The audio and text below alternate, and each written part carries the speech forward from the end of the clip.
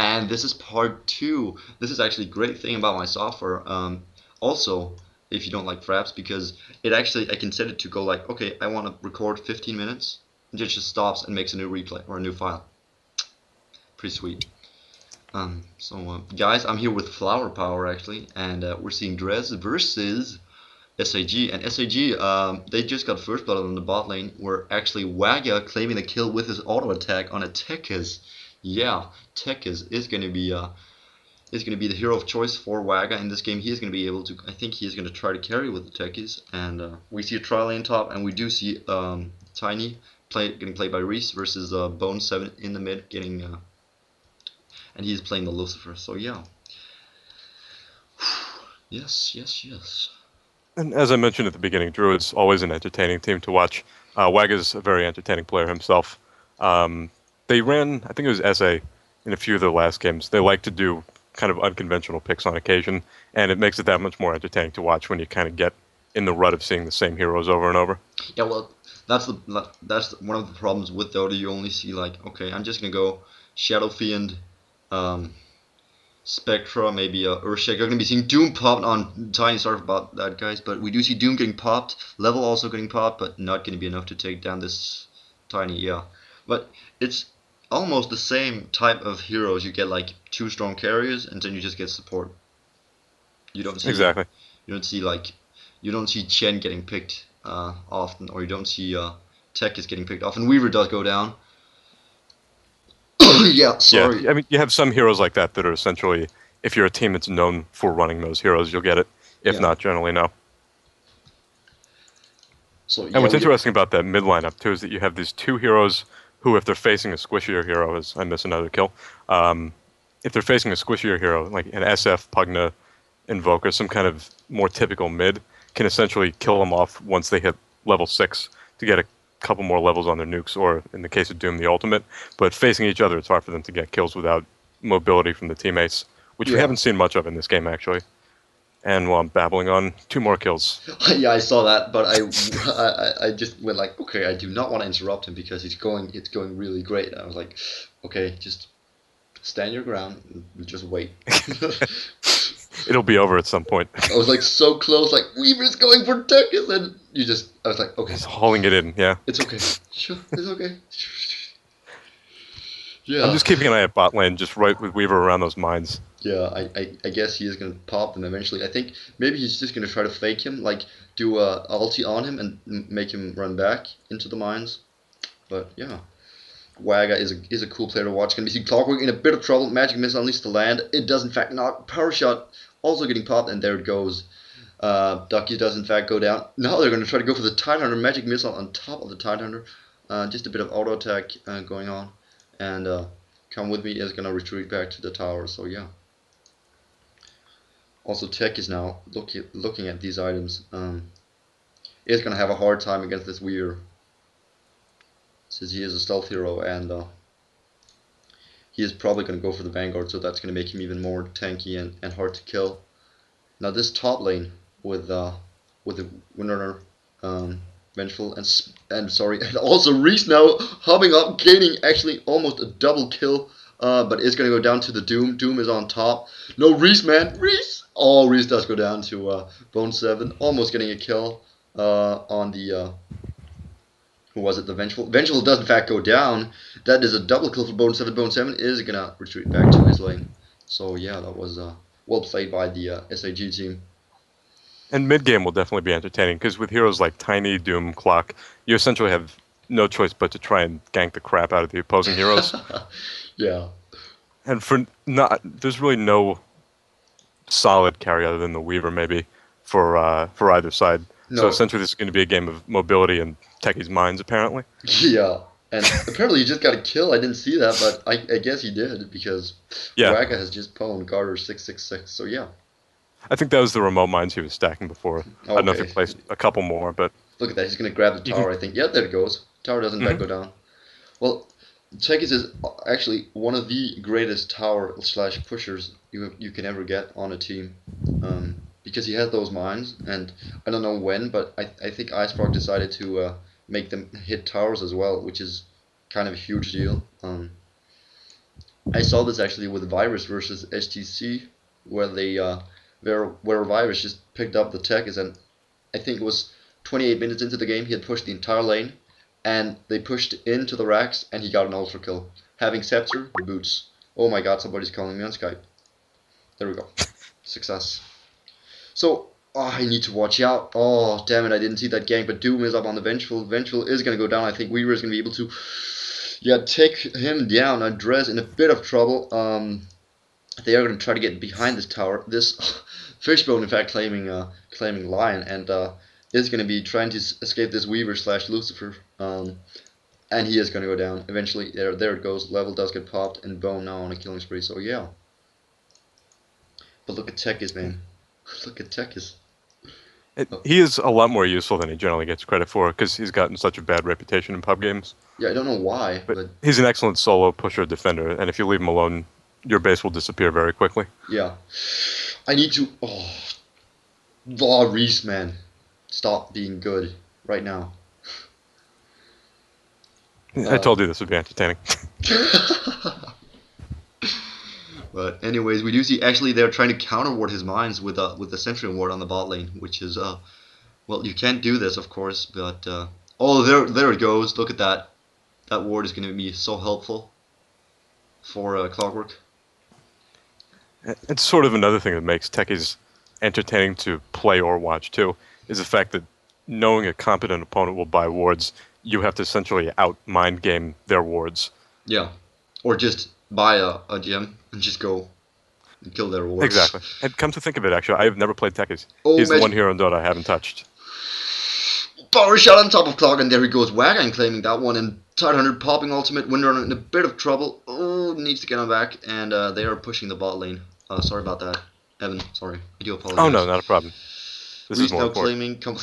I'm just interrupting you, man. Yeah, a huge team fight coming out here.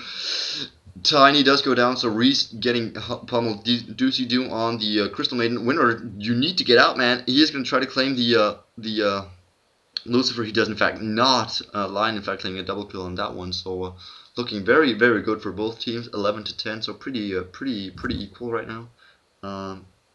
As you were saying, Flower. Sorry. Oh, it was just useless, irrelevant points. One thing I'll point out is that Lion's actually done a good job of leveling himself up, even though he was on the tri lane. He's now even with Clock and a little higher than Tide. So his utility has actually come into play at a reasonable time. A lot of times when you see him on the tri lane, he'll kind of fall into the role of any other support hero. But as long as he gets the levels up, you have a much more useful hero during mid game, as you just saw in that fight. Well, that's the problem with most, like, if they say go a support Lion, they automatically think, okay, that means I'm not able to level up as quickly as I should be, and etc. etc. Exactly. To a solo line, maybe mid or top. So yeah, that is good that he actually got some levels, even though he doesn't have the farm. But exactly, you won't have the quick dagger to do whatever you want, basically, but it's still quite useful. Yeah. I just talk over all these kills too. Yeah, nice. I just went into the mid and got like, Reese has a kill. Okay, sure, whatever. Yeah, great. Every time I say something, just start looking because somebody's gonna die. Apparently. I'm just gonna go like, mid lane now. I'll just stop myself and let you go. Oh, Blink Dagger is going to be up, and I think that is going to be the end. No, Clockwork is going to be able to get out of there, but look at that. Remote Mine is going to be planted. But look at that counter warding going on right now. Immediate. Yeah. And that is going to be the end for the Remote Mine. But look at this. Doom is on top of the tech as he does not have, I think, the Suicide Squad, so he's not going to be able to kill himself. Vengeful is going to take a beating, and down he goes. Drez now in a bit of trouble. Not denying anybody. What the? Interesting, yeah, they didn't deny their... I don't know if they were busy thinking about their escape or what, but usually you'll see an attempt. To deny, especially the carrier, like, yeah. Oh, yeah, Tiny, man, you need to watch out. There it goes. Perfect avalanche from Reese.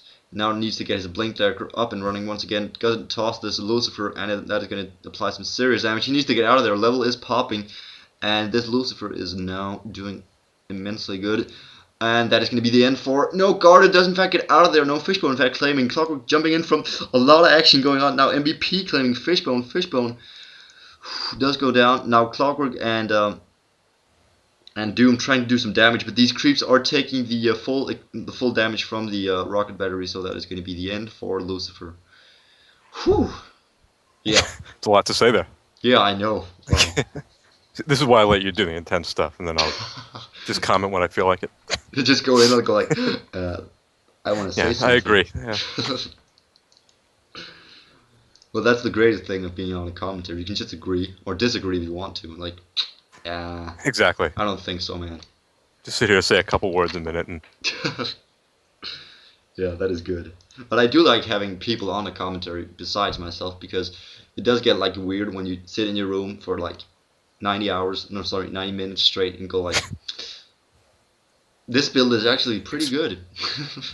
yeah, and then nobody agrees with you. Yeah, like, It's not really helpful for the ego no, because you don't have somebody supporting you like that. yeah, that's just myself. I'm supporting myself, I guess. I think mid lane will probably see something right here. Yeah, there we go. Toss is. Oh, look at that, man. Oh my God, Reese. Well, he does have his blink dagger, and well, sure. What do you need? He does all. He bought the most excessive item ever. He has boots. And yeah, and Tiny's one of those heroes basically who needs one item to be successful for a long time. Yeah, and then you can go whatever you want to. Like, Mhm. you can go like, okay, I want to go maybe Mask of Madness, or I don't know, Lagoon, just to get even more damage. Yeah, I've seen a lot of people run also a blink dagger for staff, which is kind of entertaining to see. Oh, just being a bit of aggressive with that blink dagger right there, trying to scare, or actually scaring off the Weaver. He isn't sitting on a Vanguard right now, which is unfortunate, because they do need that high health on the Weaver, since he is at the moment kind of squishy, but he does have his Planewalker's cloak, so yeah, he's gonna be able to manage, I guess. Are they gonna go Russian? You think they're gonna go Russian? Oh wow, I didn't realize this Techies has a scepter already and 105 CS at the 16-minute mark. Oh my God. There's your early utility for pushing in team fights. Oh goodness.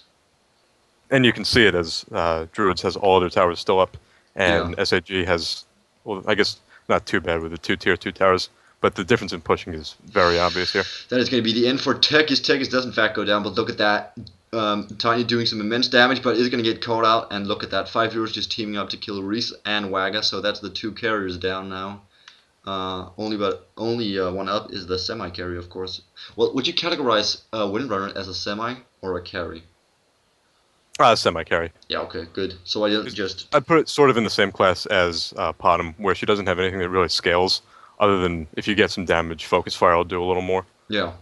But for the most part, her utility is for early mid-game, where Power Shot and Shackle Shot essentially can dictate team fights. Yeah. Well, because a lot of people, they think, like, Pardon, it's the ultimate carry. I'm like, no. Yeah, Traxxas I think or... there was a thread on Ghost Gamers for about 78 pages about this. Okay, yeah, okay, so it's not an undebated subject. That is good to know. Oh, no.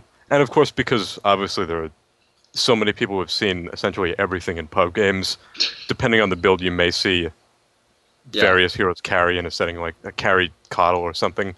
It doesn't really mean it's what their skill set dictates they're able to do. But I mean, like, if you have a hero like Traxxas, you have all that aura and all that passive agility. Yeah. That is not like, I wouldn't categorize her as a semi-carry. I would, like, there's Exactly. just some heroes you can't call semi-carry. Like, you can't call Mordred semi-carry. You can't call Shadow Fiend semi-carry. And you can't call Traxxas semi-carry, because that's not how you play them, or at least that's not how I see them played.